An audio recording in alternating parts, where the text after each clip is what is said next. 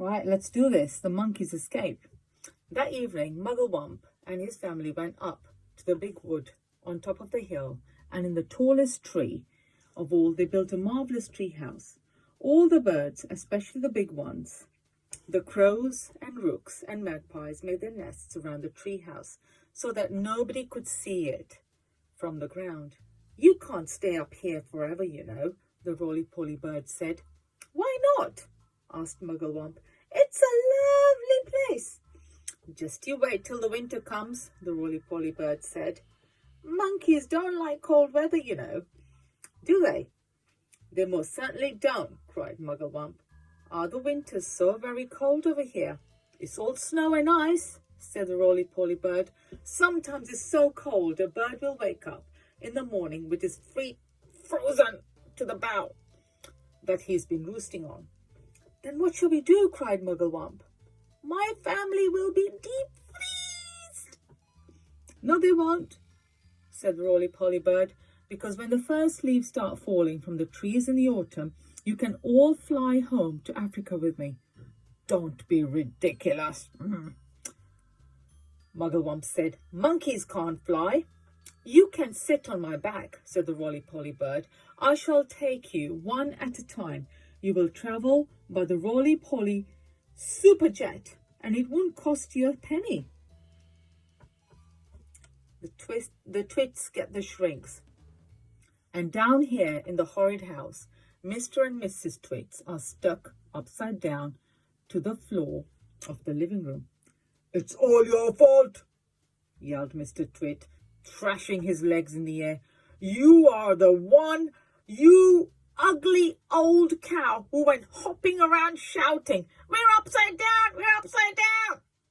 And you're the one who said to stand on our heads so we'd be right way up, you whiskery old warthog!"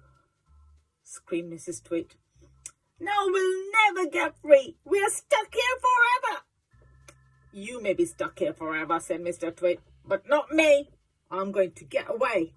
Mr. Twit wriggled and squirmed and squiggled and wormed, and he twisted and turned, and he choggled and churned, but the sticky glue held him to the floor just as tightly as it had once held the poor birds in the big dead tree.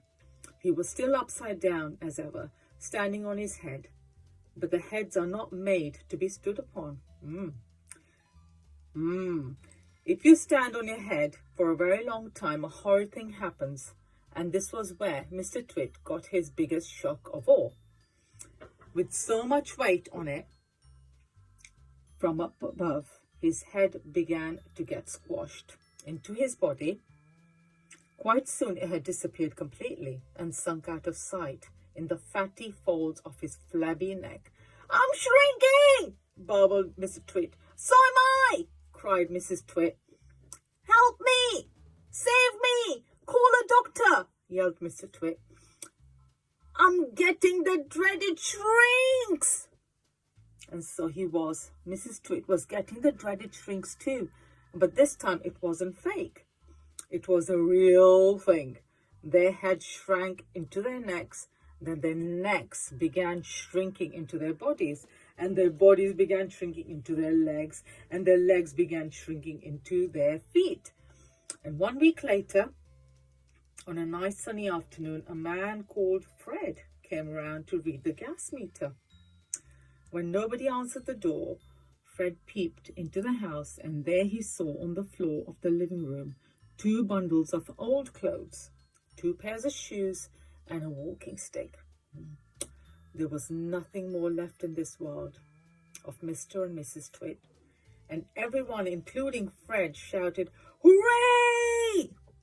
That's the end. See you soon, guys.